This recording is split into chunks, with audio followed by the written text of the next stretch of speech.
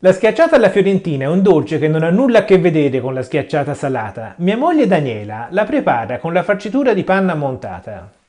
Questo dolce un tempo era conosciuto come la schiacciata delle Murate, perché era preparato dalle suore del convento delle Murate in via Ghibellina a Firenze, convento che fu trasformato in carcere e che in tempi recenti è stato oggetto di un riuscito intervento di recupero edilizio. La schiacciata alla fiorentina, per potersi definire schiacciata, dovrebbe essere alta al massimo 3 cm e come tutti i dolci fiorentini non è troppo dolce. Io la farcisco con panna montata, che è un'aggiunta alla ricetta piuttosto recente. Per rispettare l'equilibrio del dolce, la panna non è zuccherata. Vediamo gli ingredienti per una tortiera da 26 cm come questa. 270 g di farina 00, 160 g di zucchero, 3 uova, 2 arance d'agricoltura biologica, 45 g di olio di oliva, 75 ml di latte ed una bustina di lievito. Per prima cosa, con un po' di burro imburro la tortiera e poi ci faccio saltare dentro un po' di farina in modo che si attacchi al burro. Con un bruschino pulisco ben bene le bucce delle arance perché poi le devo grattugiare. Grattugio la buccia delle arance sopra un foglio di alluminio. È importante che le arance siano biologiche proprio perché ne usiamo la buccia. Quando ho finito di grattugiare le arance, con lo spazzolino recupero tutta la buccia che è rimasta attaccata alla grattugia, lasciandola cadere nel foglio di alluminio. Il resto delle 2 arance non va sprecato. Le spremo per ricavarne il succo che metterò nell'impasto. Rompo le uova intere in un'ampia ciotola per impastare. Aggiungo tutto lo zucchero e quindi procedo con lo sbattitore alla massima velocità. Monto le uova e lo zucchero per almeno 15 minuti. Mentre Daniela monta le uova, ti ricordo di lasciare un like. E se questo video ti piace, ti invito ad iscriverti al canale Gianni LPX.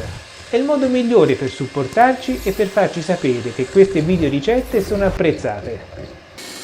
Quando le uova sono montate, comincio ad aggiungere il latte a filo. Aspetto che sia ben incorporato, continuando con lo sbattitore alla massima velocità. Verso poi anche l'olio d'oliva e continuo a miscelare. Dopo aggiungo il succo delle 2 arance e continuo con lo sbattitore ancora per un poco. Poi mi fermo un attimo per aggiungere le scorze di arancia grattugiate e dopo mescolo nuovamente. È arrivato il momento di incorporare nell'impasto la farina, a cui ho aggiunto la bustina di lievito. Setaccio la farina direttamente sopra l'impasto. Ne aggiungo un po', poi mescolo con lo sbattitore, poi ne metto altra e così via, finché l'impasto non è completamente amalgamato. Quando è pronto lo verso nella tortiera e metto in forno statico preriscaldato a 160 gradi. Durante la cottura la torta lievita abbastanza e dopo 50 minuti controllo con uno stuzzicadenti. Se la torta è pronta, lo stuzzicadenti non deve uscire troppo umido. Per preparare il ripieno utilizzo della panna fresca. Userò tutta questa confezione da mezzo litro. Monto la panna con lo sbattitore senza aggiungere neanche un grammo di zucchero.